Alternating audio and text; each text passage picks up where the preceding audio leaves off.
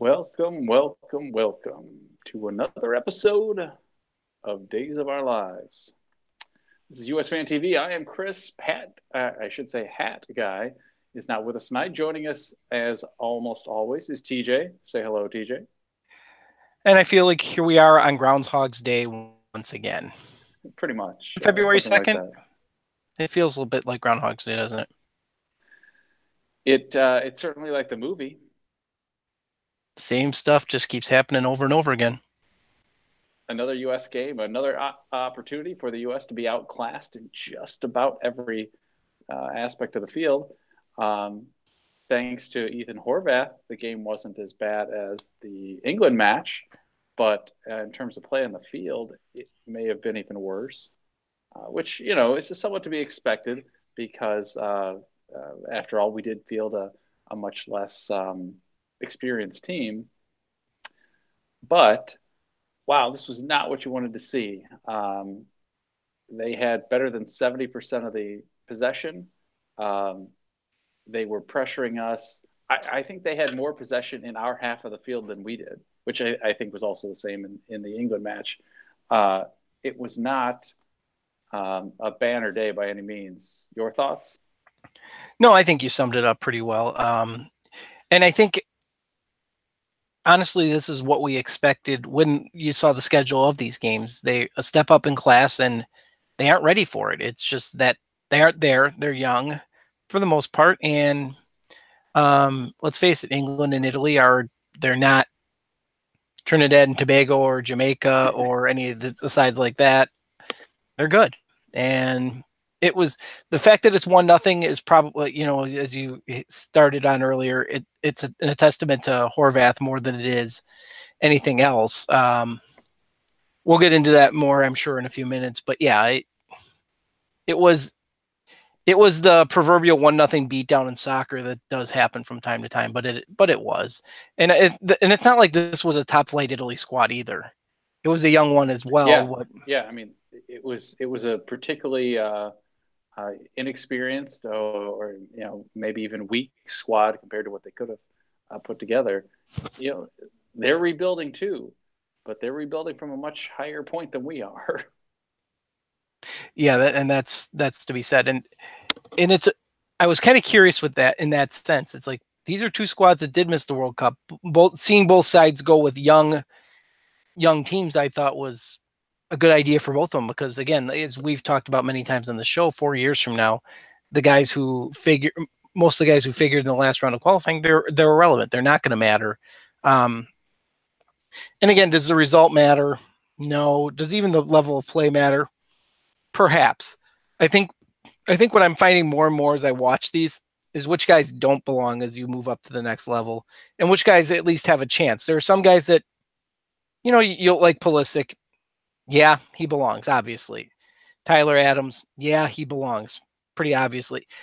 And then you get other guys, you're like, yeah, I get it. And then there's other ones you're going, nope.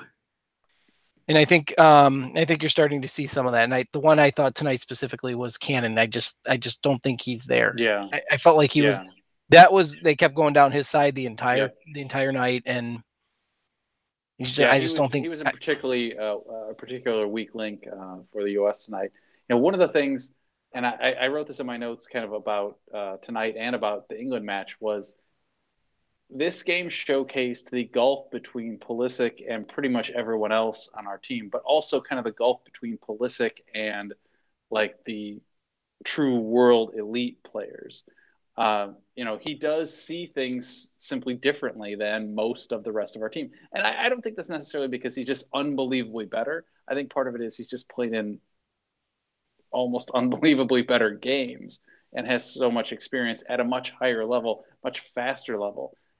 He sees where players are going to be sooner, I think, than most of the players. He also is seeing how to beat players one on one faster than most of our players.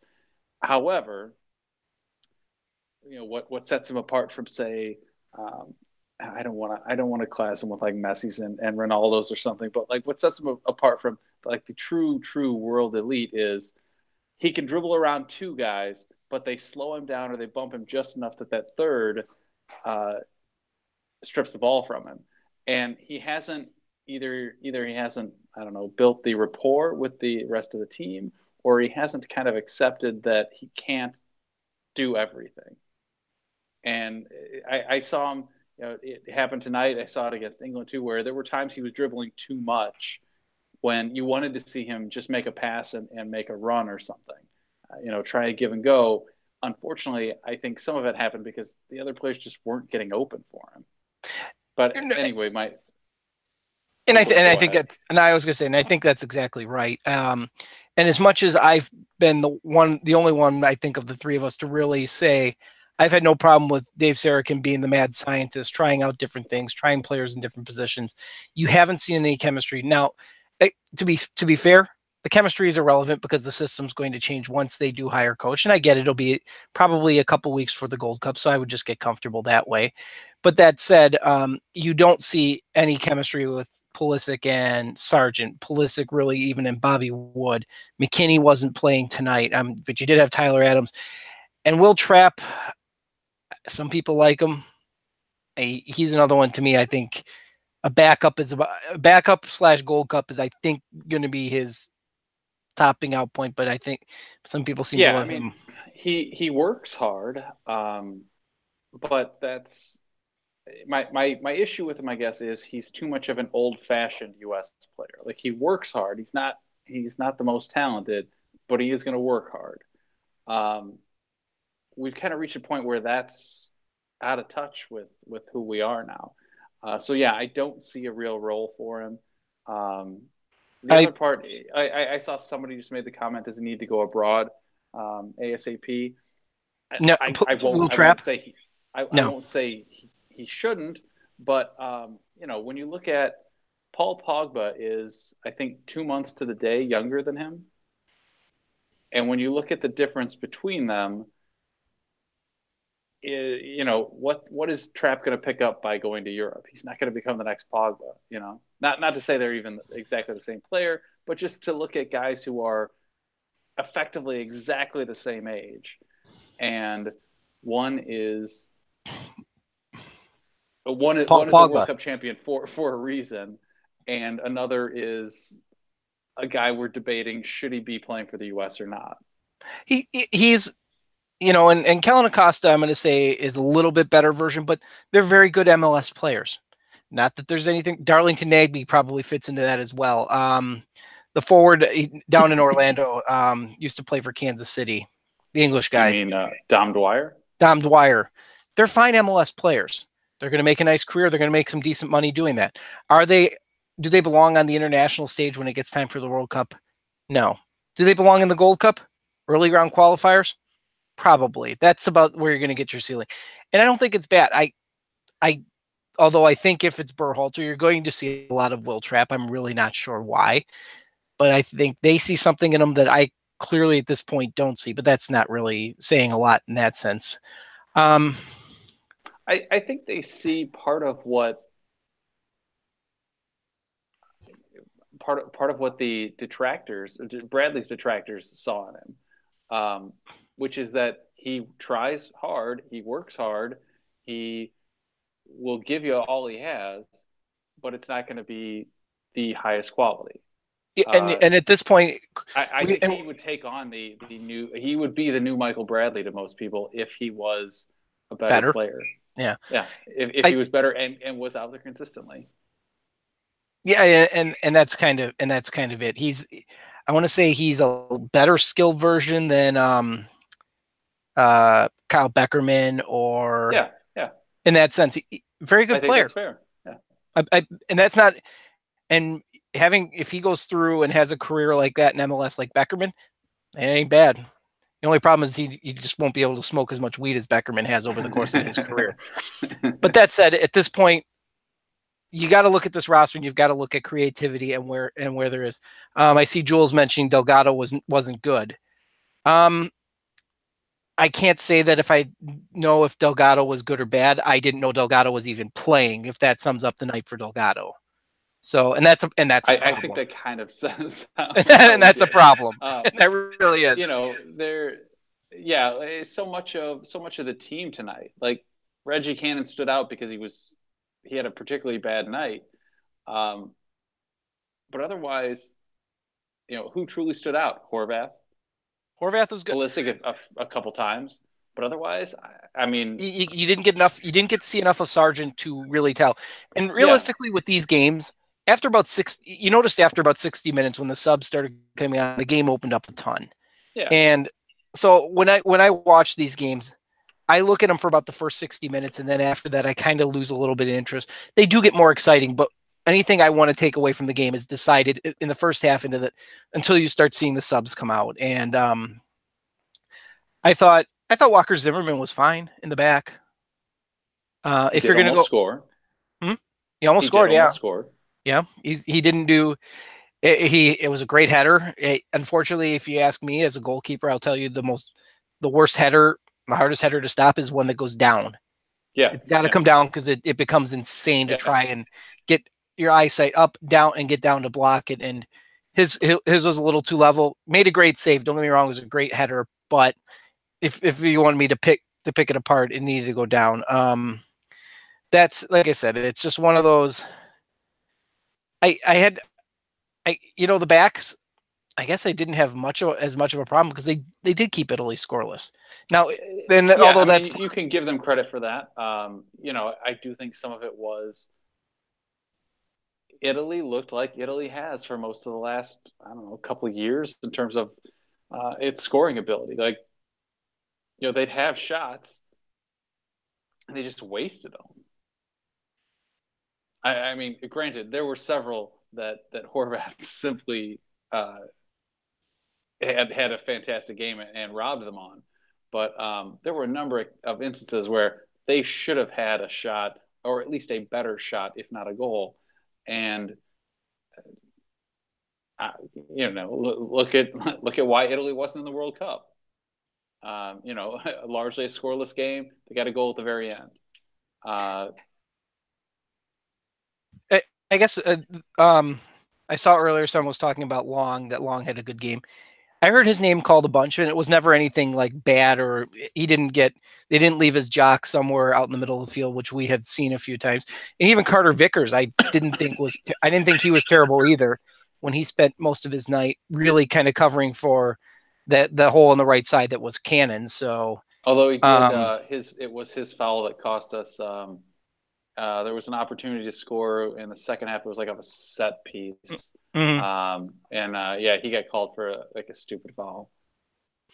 I mean, have we really seen Pulisic, McKinney, Weah? Did they play? Did they all play against England? We saw him against England, but There were so many other problems with yeah, that. that was such a train wreck of a night that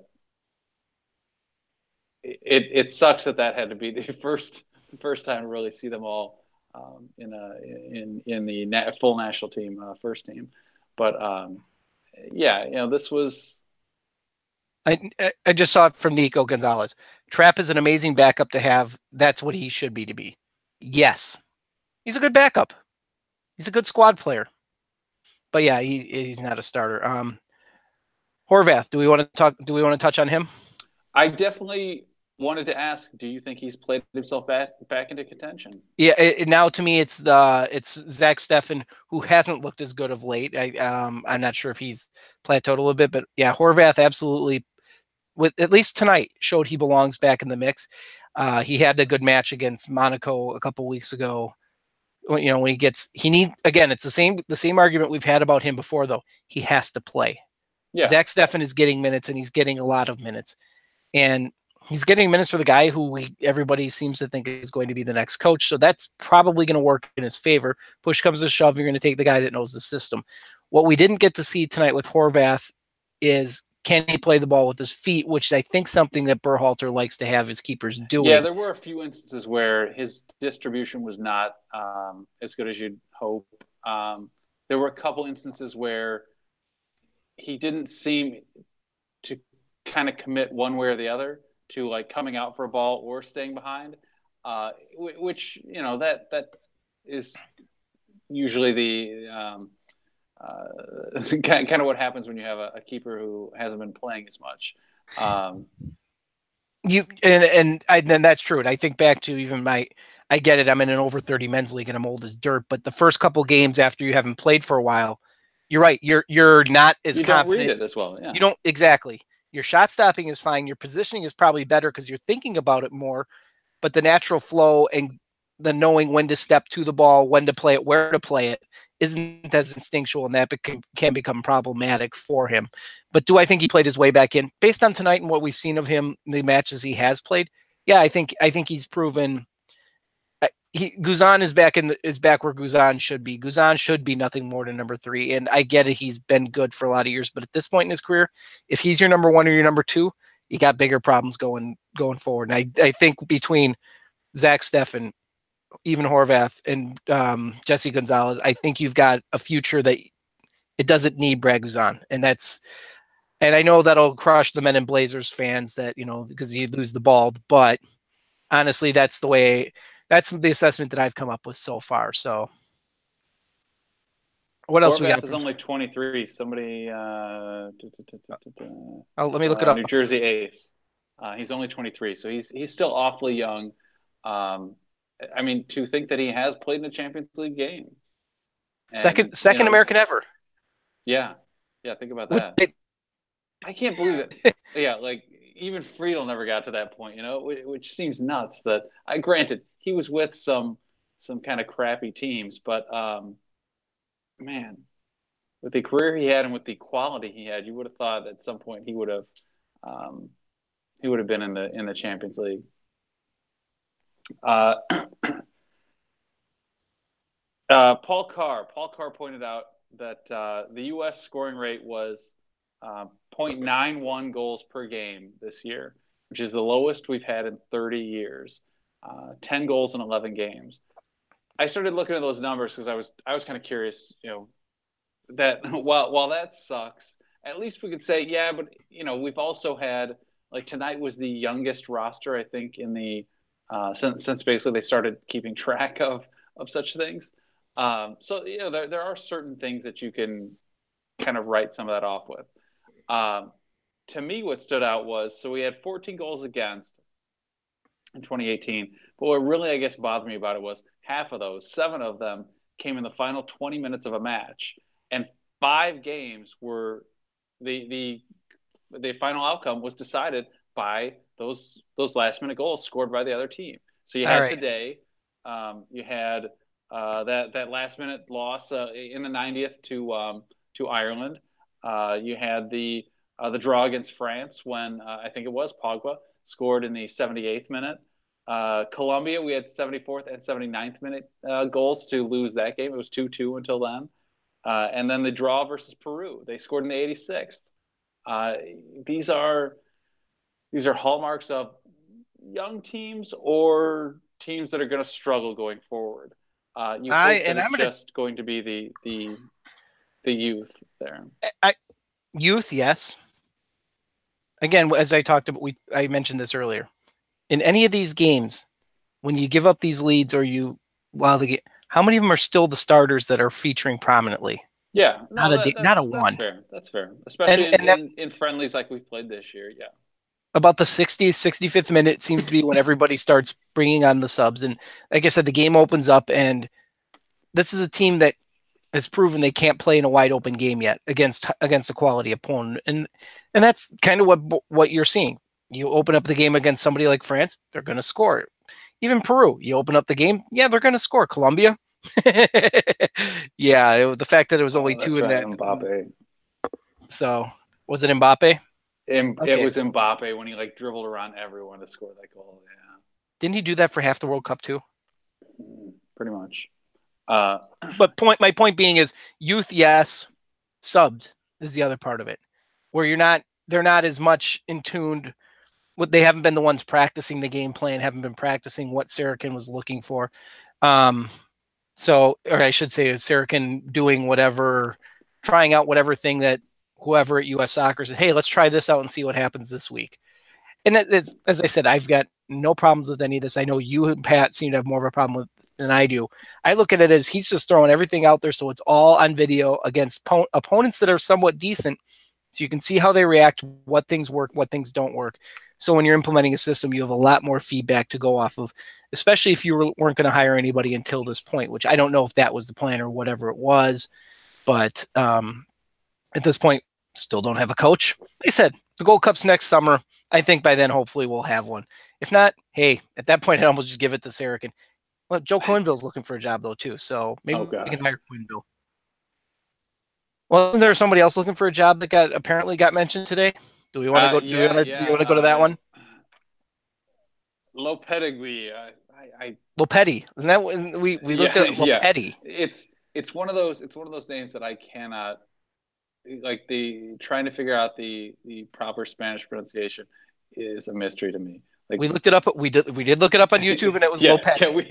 we literally looked it up. I can, like, I can speak Spanish decently, at least somewhat. That one, whatever. Anyway, everyone knows who we're talking about. Former Real Madrid and Spain manager. Supposedly, his people, according to Grant Wall, his people contacted U.S. Soccer and said he'd be interested. And U.S. Soccer said, "Yeah, we're too far into our search to entertain new candidates." I'm not saying he should be the coach. I'm I'd also be afraid if he was that it'd be something like what happened with, say, Spain this summer, where, oh yeah, like, oh, we're in the middle of the World Cup. I'm leaving next week. Well, I technically he was saying I'm leaving in the it future, really but it was like, yeah, I'm out of here for a better job. it really makes me wonder about the intelligence of his people. That on the eve of the World Cup, they couldn't keep their damn mouths shut Yeah, and yeah, just keep the Real Madrid under lock and key until after the World Cup was over. That's all it mattered. It was the fact that they decided that somebody, either him or somebody in his camp, decided, hey, let's start flapping our gums about being hired by Real Madrid. I get it. It's Real Madrid. It is a huge deal. But on the eve of the World Cup, when you're coaching somebody that should be in theory one of the contenders, you think you might be a little bit yeah, smarter. And yeah. then No, when you get to said job, you look like you're coaching. You're a U8 coach trying to coach against, a real coach, just completely out of his league. Real Madrid looking absolutely dreadful for what Real Madrid should look like. for the money they spend. I get it. He was undefeated with Spain for the longest, or for whatever, forever. Guess what? This isn't Spain. Number one. Number two, the fact that it fell so far so quickly.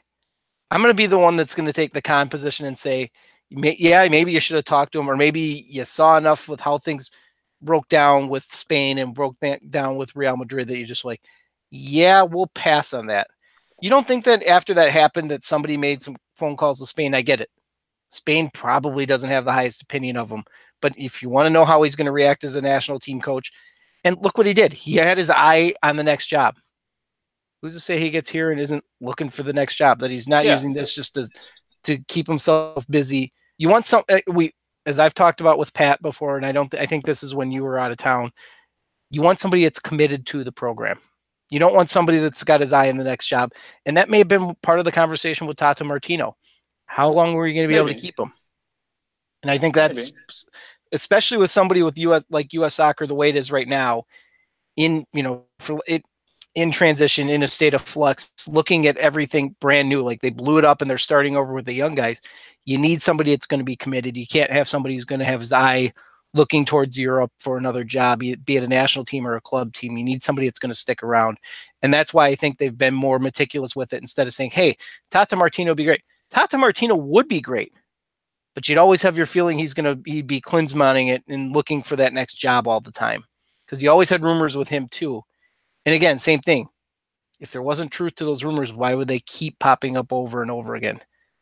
He had somebody looking too, and you need somebody that's here, isn't going to be looking at least through this cycle, because this is a brand new cycle. This is like what we saw leading up to 2002 with a lot, but without the steady in the middle that they had.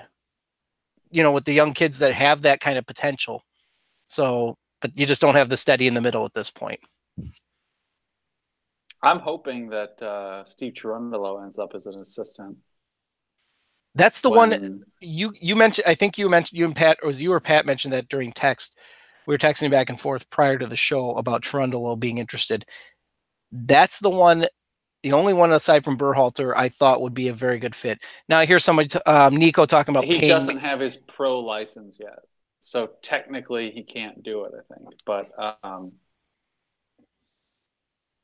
he's supposed to be getting it starting in February. But yeah, he's out of work right now. Stuttgart let him go when they fired their coach, whatever it was, a few weeks ago. Yeah, I guess he went out with them. If I'm on MLS side looking for a manager at this point, he'd be one I would, but I don't know who's going to be looking at this point. I think they've all made their hires for next year already, but maybe Orlando City hasn't yet. I'm not sure. I don't Um, know. I would be happy if he ended up as an assistant, and maybe with the idea Perhaps. that he can take over the role sometime in the future, because um, look, he was great for the U.S. He may be our greatest fullback ever. Uh, he was. There's a reason he played the most games ever for his team in the Bundesliga, and There's a reason they call him one a of the mayor. one of Yeah. yeah, true.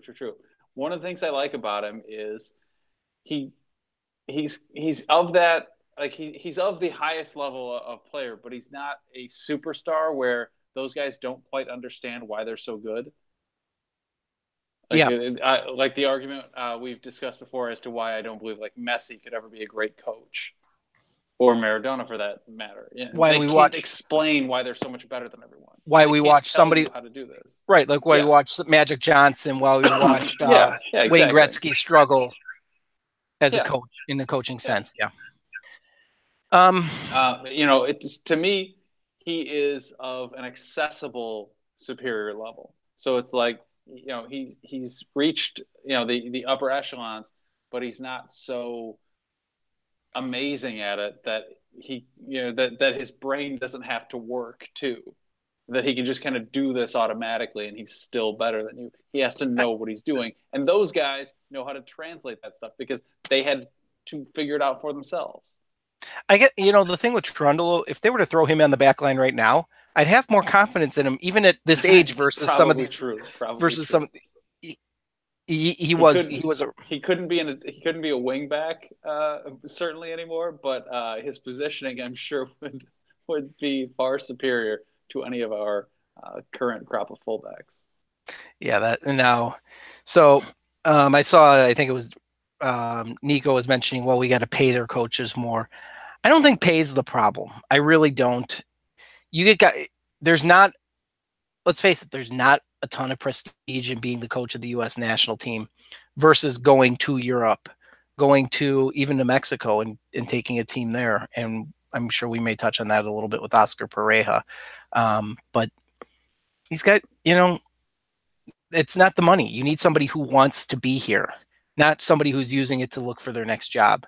And that's why I I mean, think, we could attract people with the money. We certainly have it. That you can't tell me that Gus Hiddink went to Russia because it was such a fantastic job. no, he He went took there for what, because he got 8 million, wasn't it? It was something yeah, absurd. he went because he got a ton of money. And look Um, what it did for his career, by the way. hey, yeah, he left there and went back to club coaching, but um, we could do it if we wanted. Is it the best way? Is it a wise expenditure of funds? No, but we could do it. I made that argument years ago when before. I mean, I think it was about the time we got Klinsmann for the first time, and I did it like online, like on Big Soccer, and I can't remember who I was arguing with. But it was like it was a big time. It wasn't Grant Wall, maybe Brian Strauss. It was like a big time soccer writer, and I was like, look, we could pay whatever we want. We have the money. All we're doing is signing a 4-year contract. We could sign whatever the hell we want. We could offer 50 million for 4 years and have no problem. I'm not saying it's a wise use of the money, but technically speaking, it's there. We could do it.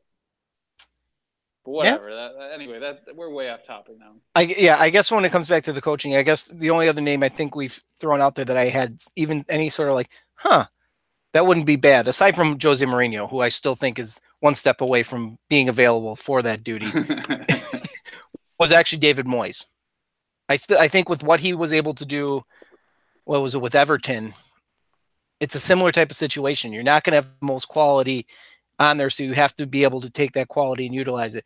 Given the quality, he seemed to struggle, but having to build with less, he seemed to be okay with, and that's why I'm like David Moyes might not have been a bad selection either. But everything we're hearing is Berhalter, so I mean that's kind of. We've talked about Moyes, and yeah, I think we're both in agreement. Aiden talking about take O'Neill.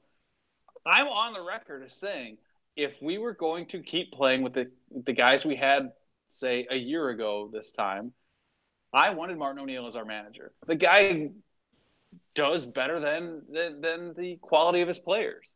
I would happily take him. I don't think he's the best coach for what we're hoping our current crop of players develop into. But if we were going to keep kind of the status quo that we had, say at the when Bruce Arena killed us, Martin O'Neill would have been a great choice. And you can hate him with Ireland if you want. Fine, whatever. I mean, but my personal feeling is, look, his teams are defensively sound. They do better than they should, and I think they become greater than the sum of their parts. And I'm actually, and I'm going to agree with you, and this really pains me to do it, but you are 100% spot on with your assessment, and that even pains me more to say. I just feel like, yeah, he doesn't belong with what we hope this current crop will be. That's where I feel like we need some kind of better quality manager than we've been looking at, and that's where I don't know if Berhalter's the right guy. I'm not against Berhalter. I'm not really for Berhalter. I'm, if anything, as we've already said, just kind of against the process because we've spent a year treading water, and to what end?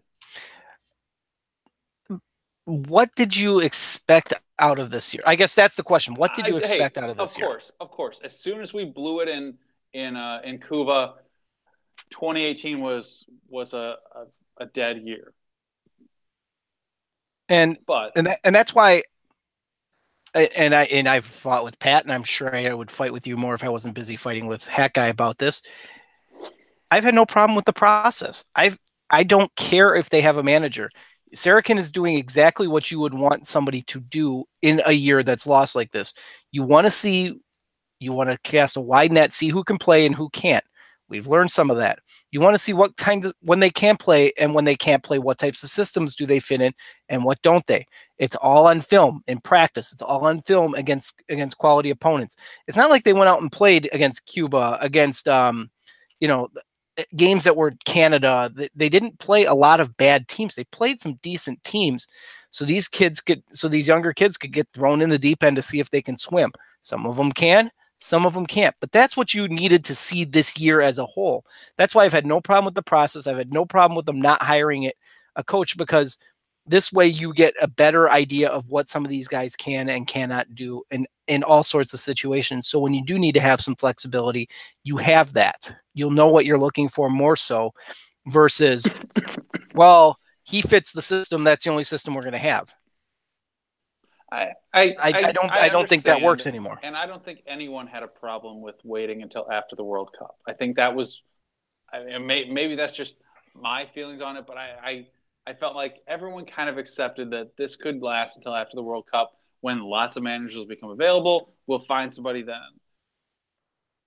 And now to look at it, we clearly had, it's got to be Berhalter, selected a year ago.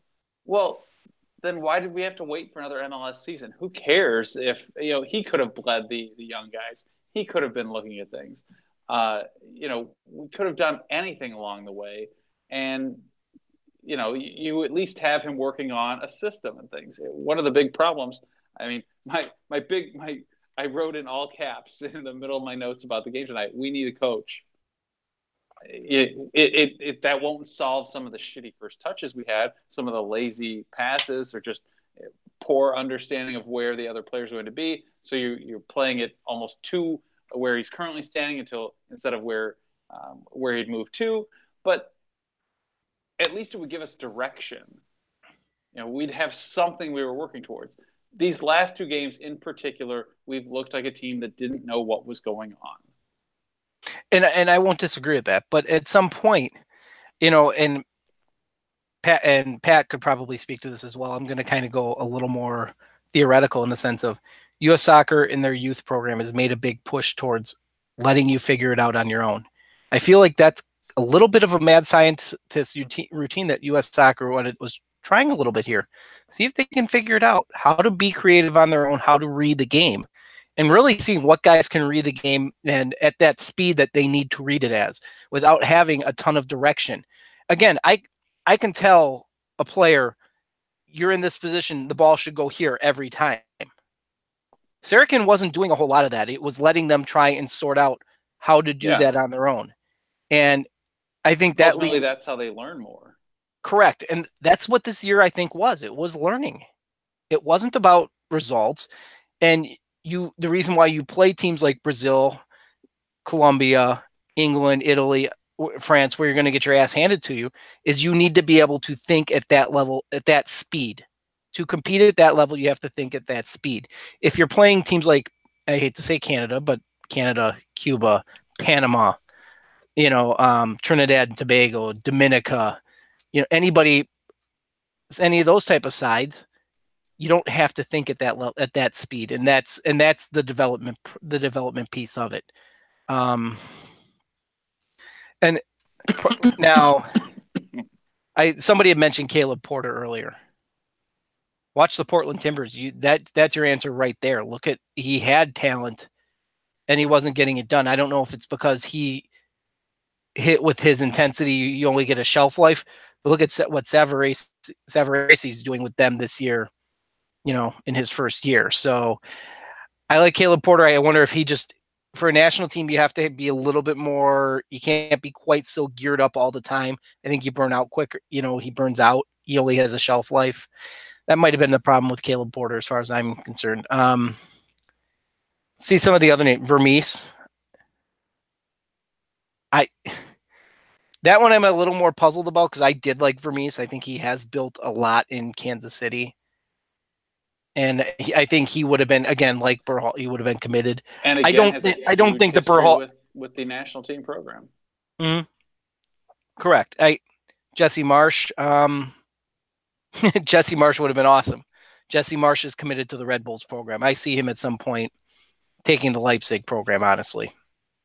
If he doesn't get Salzburg. I mean, probably Salzburg will be his next step, but part of me wonders if, Marsh wasn't left out, or if he, maybe didn't remove himself somewhat from the potential candidacy, based on the fact that he sees it as, I need to build some more, or U.S. Soccer, somebody saw it as, he needs to add to his resume. He's going to get that in the program he's in. He could coach the U.S. in 4 years, 8 years, 12 years, something. It's not too different. It's not too distant in the future. But in the meantime, if he went for the U.S. now, he wouldn't get those next steps that are probably coming for him. I don't think it's necessarily even that. I think he's in a program that, why would you want to leave it? Right now he's the lead assistant at Leipzig, which he's going to stay in. I mean, I get it. The coach is going to change. He's going to stay in that role. My guess is he takes Salzburg at some point, which means he's playing for Europe every year, or he's coaching to try to get his team in Europe every year. I mean, I'm sorry, that's not a spot I would want to leave. It's huge, but as an American, and let's face it, he got out of New Jersey. Lure, I mean, come on. As an American, though, the lure of coaching the national team, it has an allure that I think other jobs still don't have. Will kind of never have. It's part of our country over club. At this point, yeah. In general, we are club over country every time. Sorry, Ace. There are a few people who will go club over country, but it's a pretty small group of fans. Yeah, I maybe, but again, the chance to go to again now we're talking like the same mentality to player. I get it. The U.S. national team job is probably the biggest one in the United States. However, he's in Europe. I mean, you think if Bob Bradley was succeeding at Swansea, he would be coaching. Oh, I'll come back to take the national team, or I'll go to LAFC. No, he's going to He stay in wouldn't have gone to Swansea. LAFC. He might have gone back to the U.S. I don't know. I doubt it. Over Swansea, playing in the Premier League. There's there's the money and there's the heart, and the heart takes you places that money sometimes doesn't. And the Which, heart for most Americans will draw you to the national team. yeah, but the soccer guy in you and everybody that plays FIFA wants to go to Europe and wants to succeed in Europe. Let's call it for what it Sure, is. sure, sure. I'm not saying they don't want both things, but to me, where does the heart pull you? 9 times out of 10, the heart's going to pull you to the national team if you're an American. You keep telling yourself that, Chief. We'll table that one. You keep telling yourself that. I'm not as sure that's the case anymore. I think 5-10 years ago, I don't think that's the case anymore. Saw a couple questions in there that we could probably touch on. Is Zimmerman leaving LAFC? Probably. I hope so. Tyler Adams, I believe he's off His the. contract's up. Is it next? Is it like this coming year in 2019? Or is it up after this season? I. It's I irrelevant. know I know it's coming soon. I know the look or the rumor is that yeah he's shipping out. And I hope so. And again, but the same with any of these guys who go to Europe, they got to play. You can't go and get buried somewhere. Um. So are we saying Robin's days are numbered at Bayern for one Christian Pulisic? I tried to get Hat Guy to come on tonight because Where is Heck? Is this he? Do you know the story? What's going on? Or I don't. oh no like he's got family in town and their dog broke its leg and stuff, so he's got like When the stuff that he dog breaks the leg, you take it out back, get a new dog. oh god. I'm gonna have to edit this show just like go to black for a minute there. I'm Uh, kidding. I am absolutely kidding. uh, um, And family hell, let him guest host. anyway, They can't be any yeah, they can't be any I, worse I than him. I tried to get Pat to come because all along he said best case scenario for Pulisic is essentially to be like the next Arjen Robben.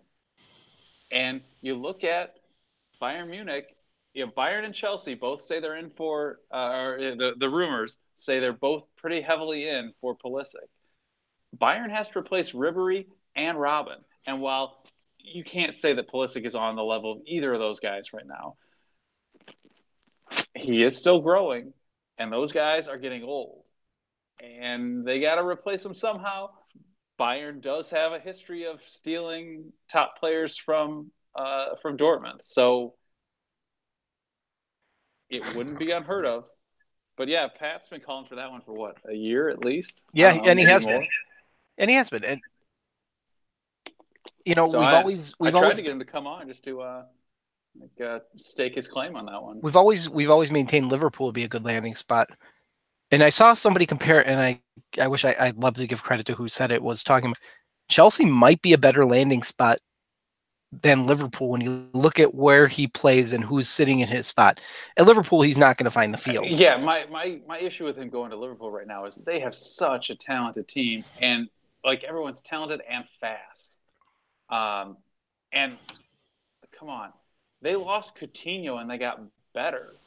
And I'm sorry, Coutinho. Like, come on, I'm outspoken in my hatred of Liverpool. There's certain guys like Coutinho that even I gotta say that guy's awesome. Like I would watch him play and go, that like how this guy does things that other players in the Premier League can't do.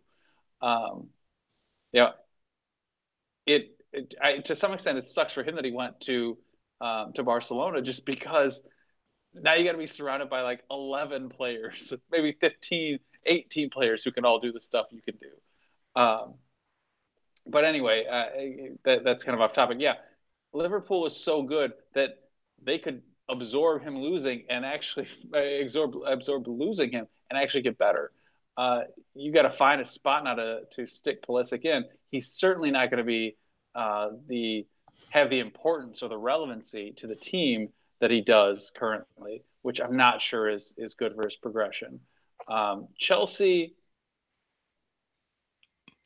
He's got a Pedro. Chelsea, there's room for him, I think, but it's such a is it better for him to move to a team that I don't know is kind of slower?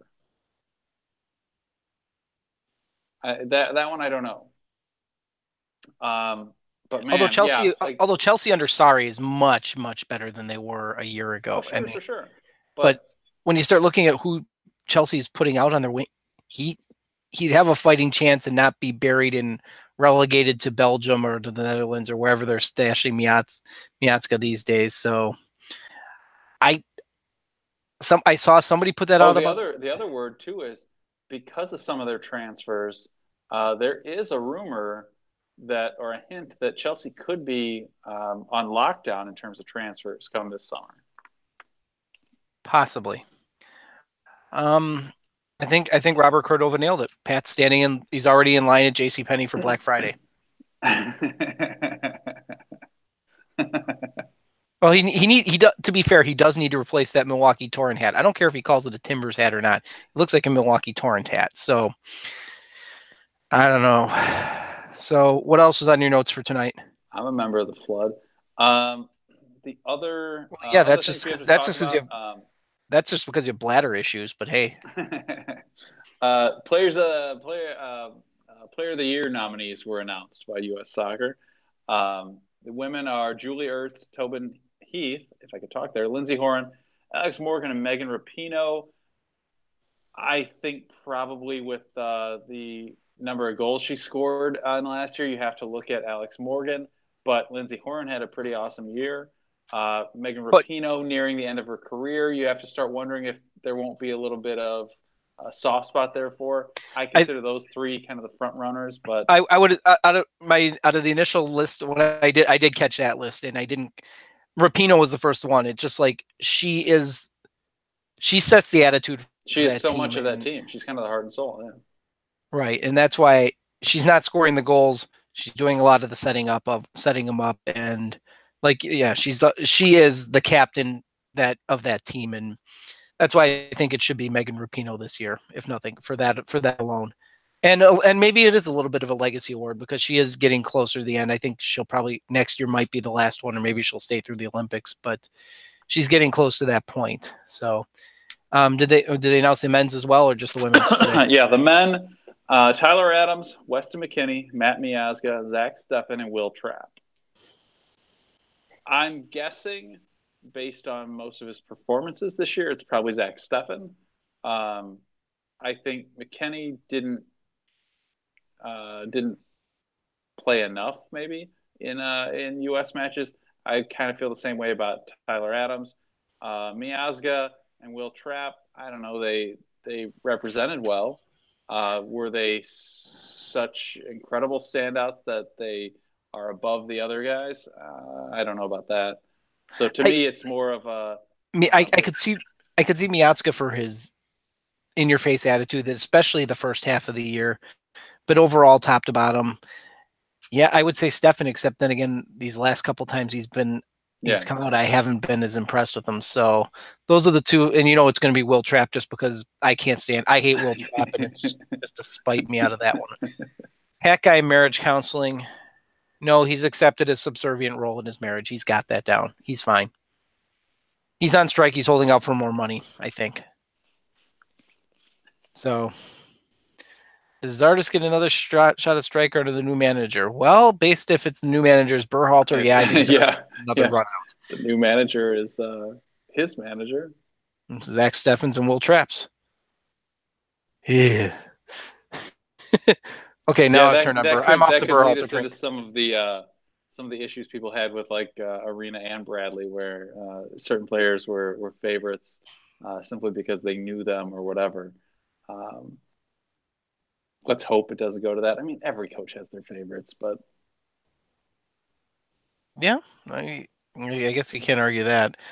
Um, look, it- Zardes has a place. Maybe I just don't think at top level he fits in. The problem becomes there are so many young guys, younger than him, who are who have potential to be better. I think that's where he struggles to get a spot. Um, I mean, yeah, look, where I'm starting to look at. aside from what's often a stone foot first touch, I kind of like Sardis. Like I think I enjoy him. He was when I met him, he was cool. So I have a soft spot for him. But I guess when I start looking at Zardes, like as a 65th, 70th minute sub, where you need some speed to come on, I think Zardes would have a role in that. But do I think he's better than somebody like Josh Sargent or Tim Way up top? No, absolutely not. Good Julian, debatable. But Bobby Wood, if you get rid of the Shanks, probably not. But Bobby Wood still has the Shanks as far as I don't know. I've soured on him a little bit too. So what anonymities did you guys read yeah, about? Bobby Wood needs to get serious playing time and to be scoring again. Um, he's got to get confidence, his touch, his drive back, um, because yeah, otherwise he's probably passing the torch to the next generation too. When somebody asked before, were these games a sign that maybe we needed some veterans like Josie in? I'm kind of on the record saying to me, Josie also fits in that. Like he's right on the edge, but kind of fits still into that Mm, group of he's too old. I'd rather move on and find somebody new because in 3 years, 3.5 right now, whatever it is, a little more than 3.5. He, he's going to be too old for us to want him out there. That said, if guys like Bobby Wood aren't succeeding, yeah, Josie's always going to have a backdoor shot. yeah. And right now, you start looking at who they have up top. It's Josh Sargent. To me, that's the only one that I look at and go, I don't feel like we've reached a ceiling with him yet. Where I think Bobby Wood we may have. Zardes, maybe, Altidore, we know what we're gonna get. Yeah. And so that's why it's like, well, I could see Altidore having a spot and Zardes for that same reason. Because there isn't a whole lot there at this point that is stepping up and showing they should be there. So all right, so what else do we got? Aiden, I was at the Arsenal match a week ago. I tried to find the guys from AFTV. I wanted to meet them so bad, but my pregame plans got screwed up a little bit based on how I had to pick up my tickets, and then I couldn't find them after the match. We uh, we did comment on this. I think it was last week. Might have been last week. Might have been 2 weeks ago. How's your iPad doing? I got it working tonight. I don't know what the deal was. I think Did you? I had just Is downloaded the it new software. is it the same I iPad or is this It's a the new one? same iPad. I did nothing different. It screwed up the very first time I tried to log into it tonight, but at least it gave me the option. I think after I when I upgraded the software on it, or updated the software, I should say, it logged me out of whatever you call this thing, out not Outlook, Oh, Hangouts, and it wouldn't. Hangout. Okay. I think because of that it wasn't connecting right. So tonight I went into to Hangouts, opened it properly, had to tell it yes, it had approval to everything again, access to everything, and then everything worked. So Okay. yeah, We I we we were convinced that the iPad was gone and this is just your new iPad. That's what we were uh, thinking it was. I was seriously considering smashing it that night. I will freely admit. we we acknowledge that. And if you go back and watch it at some point, yeah, I doubt you will, but we may have made fun of you a little bit. Okay, I did. Pat just kind of laughed about it all. So, um, So we're done for the year, huh? Yeah. Yeah, anonymity, you need to show up earlier. You're gonna have to go back and watch everything. Yeah, we talked about Chelsea. We talked about uh, Bayern Lopetetti. Munich with Pulisic. Lopetetti. We, we we talked about that too. Uh, Jack McInerney, man, God, I haven't heard his name in years now. It seems like. Isn't he playing in Um, USL somewhere? I that's actually a good question. I have no idea. I don't Um, either. Um, and then you had Gall, who came on late in the game today. Couldn't hack it in MLS, couldn't hack it in USL, goes to Sweden and finds his way back to the national team. Or is that a case of he got called in because he's in Europe and he fit the bill for maybe. perhaps? But he got to I play today. mean, certain players have different ways of getting there. Look at Jay DeMerit. True. MLS didn't want him. He goes to England and starts playing some pub league games. Ends up signing a contract, which leads him to another contract, which leads him to Watford, and ends up in the Premier League and then playing in a World Cup. The standard doesn't work for every guy. Well, I mean, and of course, there's always the legend that is Jamie Vardy, who Yeah. I'm pretty sure he plays half his games drunk, but hey, it works for him. Chat shit get banged. There you go. Aaron Johansson. Oh God, that poor dude, guy, man. Just I if was he had such a no luck, fan it'd of be an his. improvement. Yeah, I was such a fan of his in the beginning. I was so glad when he chose us um, over Iceland. And man, God, it's like no matter the guy has like injuries on top of injuries. Yeah. Prediction on who's going to win the Audi MLS Cup presented by Dick's Sporting Goods and Wells Fargo and Home Depot. So what do we got? We got New York Red Bulls and who else is in the East right now? Who's the other one? It's not Columbus. Uh, I Atlanta. was out of the country last week, Atlanta. so I was. Red Bulls in Atlanta. And then the other one is Sporting and Portland.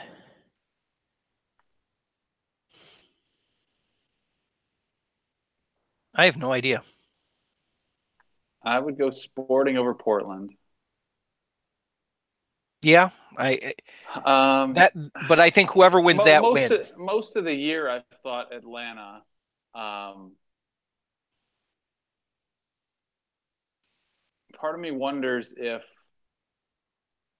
knowing your coach is leaving changes things. Whether they'll try to win it because of that, or whether they'll be like, well, he's leaving us, and just the whole thing kind of shifts their focus. Man, did you see the level of butthurt on Twitter talking about Tyler Adams? And was it Aaron Long? Is that Long?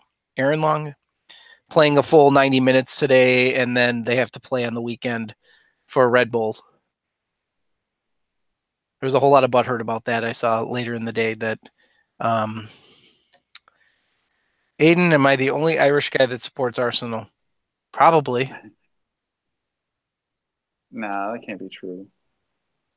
Why doesn't anybody support Arsenal? With some of the old Irish players who played for Arsenal, the kind of Irish what do you call it? Heritage of that of a number of people in that part of North London. I'm sure you're not. Oh, Zlatan going to Milan. Oh, Supposedly. did he really? Huh. I haven't read that he's accepted it, but I'll take a look at that while we're stalling here a little bit. Somebody asked our predictions on Champions League for the year. Based on what I've seen so far, I think you got to look at Manchester City and Barcelona. Both teams pretty much look unstoppable.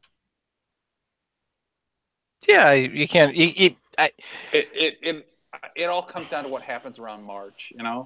Like when the games start getting serious and they both are looking at trying to settle winning their leagues. Do they have the the freedom to still play their Champions League games properly. I could see where City might struggle with that. Barcelona, Real Madrid probably isn't going to be a problem. So Barcelona may walk through the through La Liga this year, which could mean that they have an easier shot at Champions League. But again, no, it's hard to say just a few months into the season. And you can't say because you don't know the draw yet. And every time they do those draws, exactly, you always get one that you're going, oh crap, there goes one of my favorites because they got to play each other, and that's so you can't say. I mean, realistically, by the quarterfinals they could be playing each other, and then you've taken one of them out. But if you're talking about the best two teams right now, yeah, you can't argue with either one of those predictions. Aiden says he always goes to the pub and watches the Europa League. I like your style. I prefer the Europa League over the Champions League. I'm one of probably 3 people who does. But it fits my hipster status, and it also, if it's I'm sorry, the Europa League defense becomes less of an issue. They go out to play to win as opposed to looking to just not lose, which seems like that's the point and counterpoint is the Champions League you play not to lose, the Europa League you play to win, and those usually lead to a lot more exciting games. Are they as high skilled? No. Are they more fun? Yep. So I guess, Aiden, I'm in agreement with that. I prefer the Europa League, and yes, I'm actually pissed off that we're on a Champions League, we're on an international break, because I looked forward to having the Europa League every year on Thanksgiving and watching it instead of having to watch the Detroit Lions every damn year. So this kind of did make me disappoint me that there is no Europa League on Thanksgiving Day this year. So.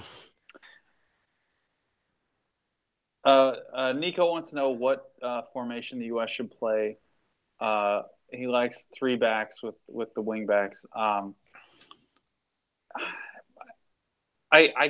actually think that's probably useful for us, especially while a lot of our guys are young and fast. That said, we have a lot of central midfielders that we want to try to find a way to work into the game, and if McKennie turns into if he turns into a true world class defensive midfielder where he can kind of cover that ground by himself, if he turns into our version of Steven Gerrard, and I'm not by any means suggesting he's going to be Steven Gerrard, who, again, as much as I hate Liverpool, one of the most amazing players I've ever seen, period. As long, I just want to stay on his feet better than Gerrard. My point was just going to be, if he could turn into that, then yeah, maybe we could look at a 3-5-2. But I feel like we've got most of our talent in midfield. We got to find a way to work them in. That probably means we end up with a 4 across the back. But I think you got a point there, Nico, about Yedlin probably works better as a wingback. Yeah, absolutely. I mean, the dude's lightning fast, and he's not the world's greatest defender. He's certainly better than he was, but it's not like you're expecting he's going to beat Neymar if we got to face him, So sure, 3-5-2 might be helpful, but I'm not ready to say that we can pull it off yet, because we still got to win the midfield, and Yedlin and I don't know, Villafana or whomever we're putting on the left aren't cutting in to cover that extra ground in support of the defensive midfielder, and I don't see any of our central backs truly being able to kind of fill in that space either. Because I assume your 3 then probably become Brooks, Miazga, and Carter Vickers, maybe Zimmerman. Probably. Can you push maybe Carter Eric Vickers? Palmer Brown in the future? I forgot about him.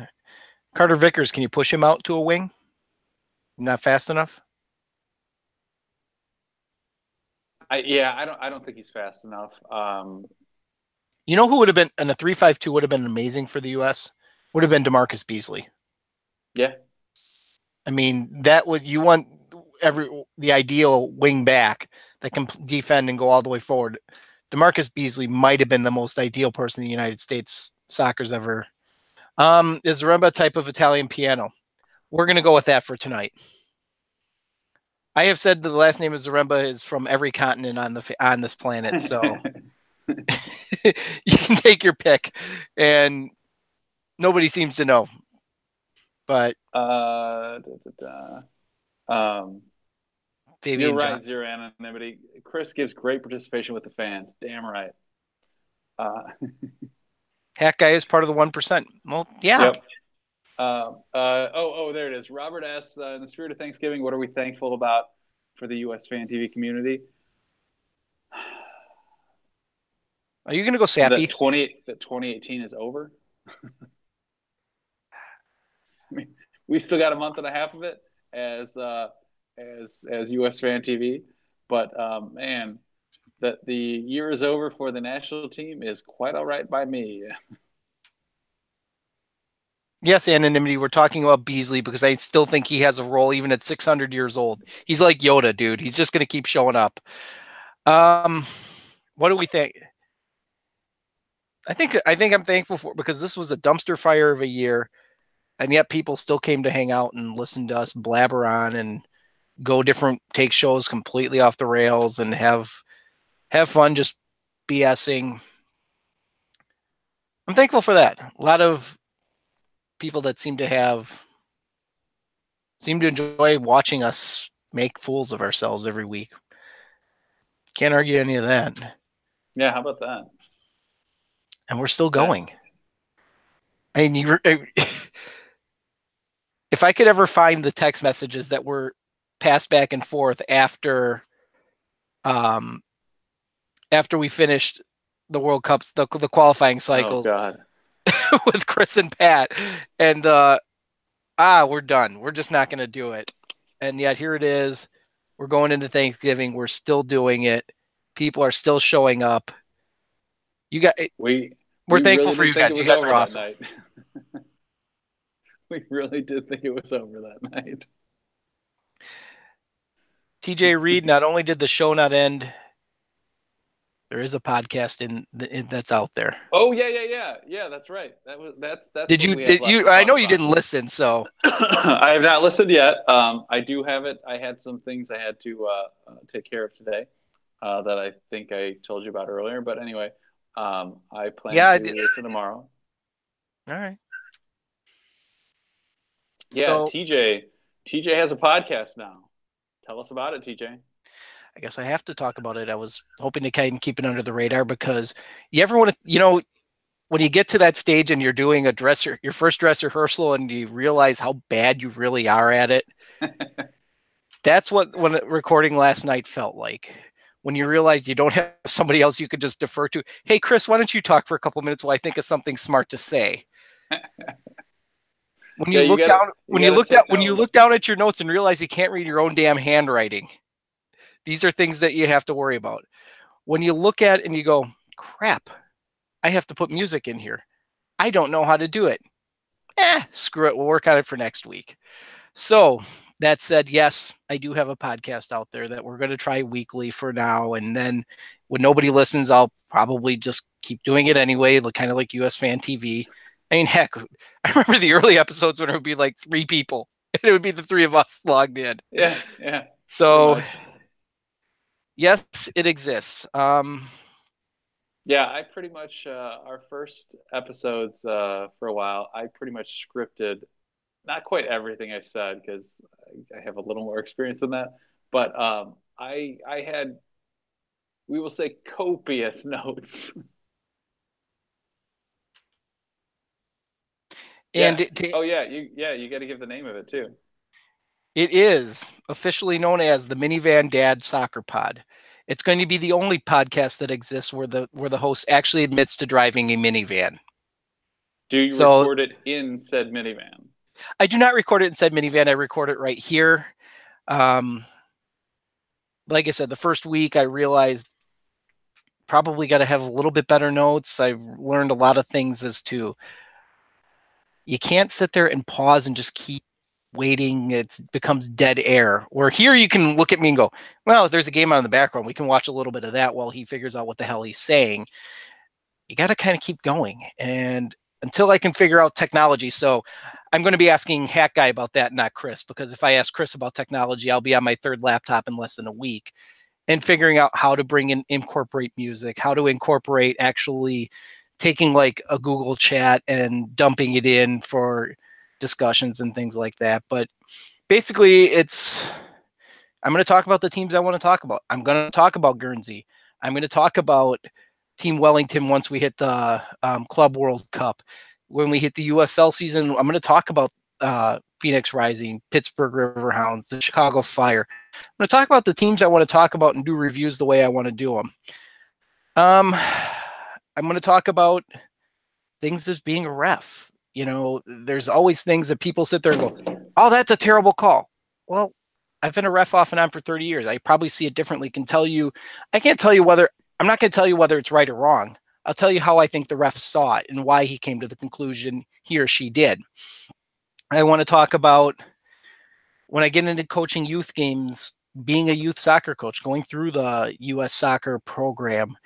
And I want to have some fun. I want to be able to, I saw earlier, I think it was Robert was asking about which big club that I support. Well, I don't have one. I don't have a club in any of the big leagues, in the Bundesliga, in La Liga, in the Premier League. So I want some help with that. Give me a team, say, hey, you should follow my team and tell me why. If I don't have to pay to watch them. I've been telling you for years. You want me to watch Arsenal? I've looked at you. I've looked at you and Pat. Dortmund, Barcelona. I've looked at you and Pat. I want to have my dignity still. But see, you don't do the political crap. Just give your opinion. Don't be so cautious. Yeah. It started with a podcast TJ on the U.S. Board of Directors. Anonymity, I think you're awesome that you say that I don't do the political crap. I have a degree. I have a minor in political science. Believe it or not, I'm about as political as it gets. I'm an election judge. I'm one who loves people going out and voting. I don't like it when you don't vote for my guy, but I'd rather you go out and not vote for my guy than not vote at all. So now I'm done with that high horse. That's kind of some of the things I'm looking for to do in a podcast. Like I said, the first week, it's going to be pretty much a train wreck. Can't say it's not. And I was talking with Pat a little bit about this. He goes, well, if you think this sucks, I wouldn't post it. I said, but the first one's going to suck no matter when I actually do it. He's like, well, yeah, at that point, you might as well post it. So the first week was 18 or 19 minutes. Realistically, 30 to 40 is about it. Because I've noticed myself with podcasts, about after 30 minutes, I start losing. I start feeding out, losing interest in whatever. But I want it to be just, I think I provide a unique opinion on soccer. I see things differently. I don't always see the negative in things. I despise the toxicity of soccer Twitter that you have to fight somebody. I'm a believer more soccer is better. The game's down the radar. You're a liar. Yeah, says somebody who's watches Arsenal and Dortmund, and that's about it. Yeah. So, yeah, so it's the Minivan Dad Soccer Pod. It does have a Twitter feed. No, it does not have Snapchat, unlike Chris. The Twitter feed is Minivan Dad Pod. Because will it eventually stay to soccer? Probably not. And he knows I watch everything in sports, from football, soccer, hockey, basketball, WWE, you name it, I probably watch it. Because it beats the hell out of watching cartoons all the damn time that my kids watch. Or my wife being pinned to watching Hallmark movies all the time. So we'll have to figure out what more soccer is better is in Latin. That can be your official catchphrase. All right. Wait. Sorry, I want to touch on one more thing. Aiden says, if you support Tottenham, I'm not watching USFanTV again. As bad as support, as much as I'm going to give Chris and Pat a ton of crap for watching Arsenal, even I know better than to watch Tottenham. The only thing I know about Tottenham is they stole their name from the San Antonio Spurs. I mean, and unlike the Spurs actually win unlike the San Antonio Spurs win titles. Tottenham, for them, a good year is beating Arsenal. And hell, it took them, what, 40 years to do it? So. You are a rude, terrible person.